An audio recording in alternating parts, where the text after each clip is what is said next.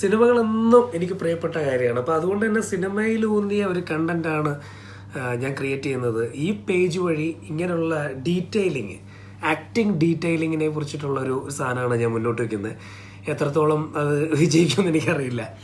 ഞാൻ ആദ്യം എടുത്തിരിക്കുന്ന സിനിമ എന്ന് പറയുന്നത് കളിയാട്ടം എന്ന് പറയുന്ന മൂവിയാണ്.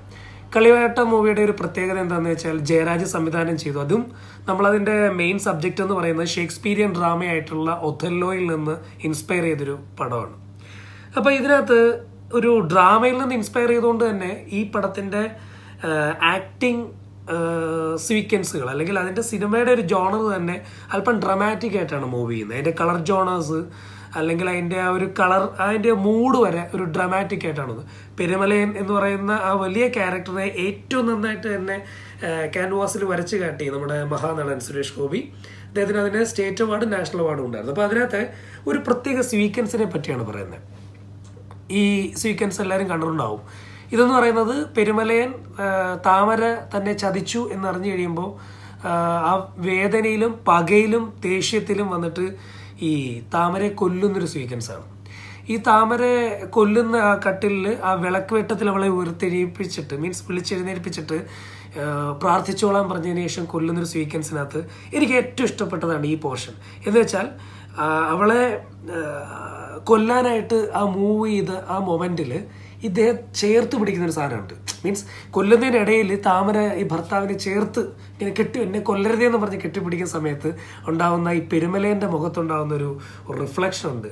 ഒരു മൊമെന്റിൽ ഒരു നിമിഷം പുള്ളി വീണ്ടും അവളെ ഒന്ന് സ്നേഹിച്ചിട്ട് വീണ്ടും ആ പകയോടെ അവളെ പിടിച്ചമുക്കി കൊല്ലുന്ന ഒരു മൊമെന്റ്. ഈ ഒരു ആക്ടിങ് സീക്വൻസ് ഒരുപക്ഷെ ജയരാജിന്റെ കൺസീവിങ്ങിനകത്ത് സുരേഷ് ഗോപി എന്ന നടന്റെ കാലിബറിൽ എത്രത്തോളം റിഫ്ലക്സ് ആക്ഷൻ ആ ഒരു മൊമെന്റിൽ കൊണ്ടുവന്നിട്ടുണ്ടെന്ന് നമുക്ക് ആ സീക്വൻസ് കാണുമ്പോൾ നമുക്ക് മനസ്സിലാവും. ആ സിനിമ ഇനി കാണുമ്പം ഈ സീക്വൻസ് ശ്രദ്ധിക്കുക. എന്താ വെച്ചാൽ ഈ വീണ് കിടക്കുന്ന മീൻസ് കൊല്ലുന്നതിന് മുമ്പ് താമര ഈ ഹസ്ബൻഡിനെ കെട്ടിപ്പിടിക്കുന്നു കൊല്ലരുതേ എന്നും പറഞ്ഞ് കെട്ടിപ്പിടിക്കുന്ന മൊമെന്റിൽ ഒരു ഷോട്ട് ഇങ്ങനെ വന്നിട്ടുണ്ട്. ആ ഷോട്ടിൽ ആക്ടിങ് എന്ന് വെച്ചാൽ ആ മൊമെന്റിൽ ഒരു നിമിഷം ആ വേദന ഉൾക്കൊണ്ടിട്ട് അടുത്ത മിനിറ്റ് വീണ്ടും ആ പക വന്ന് വീണ്ടും വലിച്ചു മുറുക്കി അതേ പകയോടുകൂടി അവസാനിപ്പിക്കുന്ന ആ സീക്വൻസ് എത്രത്തോളം ആ ഒരു നടൻ ആ കഥാപാത്രത്തെ ഉൾക്കൊണ്ടിട്ടുണ്ടെന്ന് നമുക്ക് മനസ്സിലാവും. അതുപോലെ തന്നെ എനിക്ക് ആ പടത്തിൽ ഇഷ്ടപ്പെട്ട മറ്റൊരു ഈ സീക്വൻസിന്റെ ഡീറ്റെയിലിംഗ് എത്ര പേര് ആ ഒരു മൊമെന്റ് ശ്രദ്ധിച്ചിട്ടുണ്ടെന്ന് എനിക്കറിയില്ല. നമ്മൾ ഈ ആക്ടിംഗ് ഒക്കെ പഠിക്കുന്ന സമയത്ത് പലപ്പോഴും നമുക്ക് ഈ ഡിഫറൻറ്റ് വൈകാരികതകൾ തിരിഞ്ഞു മറിഞ്ഞും വരിക എന്ന് പറയുന്നത് വളരെ വളരെ സമഗ്രമായിട്ടൊരു പരിപാടിയാണ്. അപ്പം അതിൻ്റെ ഒരു വളരെ പ്രധാനപ്പെട്ട ഉദാഹരണമാണ് ആ സീക്വൻസിലെ അദ്ദേഹത്തിൻ്റെ റിഫ്ലക്ഷൻ. അത് വളരെ ഇനി ആ സിനിമ കാണുമ്പോൾ നിങ്ങളതൊന്ന് ശ്രദ്ധിച്ചാൽ നല്ല രസമായിരിക്കും. പിന്നെ അതുപോലെ എനിക്ക് ഇഷ്ടപ്പെട്ട റോളാണ് അതിൽ പനിയൻ എന്ന് പറയുന്ന ക്യാരക്ടർ ചെയ്ത ലാലിൻ്റെ പുതുമുഖ നടൻ എന്ന് പറഞ്ഞാണ് അദ്ദേഹത്തെ അതിനകത്ത് ഇൻട്രൊഡ്യൂസ് ചെയ്തിരിക്കുന്നത്.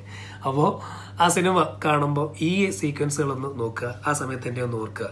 ഇനി ഈ സിനിമയിലെ മറ്റെന്തെങ്കിലും ഇഷ്ടപ്പെട്ട ഡീറ്റെയിലിംഗ് നിങ്ങൾക്ക് ഓർമ്മ വന്നിട്ടുണ്ടെങ്കിൽ, നിങ്ങൾ ശ്രദ്ധിച്ചിട്ടുണ്ടെങ്കിൽ അത് ഈ പറയുന്ന വീഡിയോയുടെ താഴെ ഒന്ന് കമൻറ്റ് ചെയ്യുക.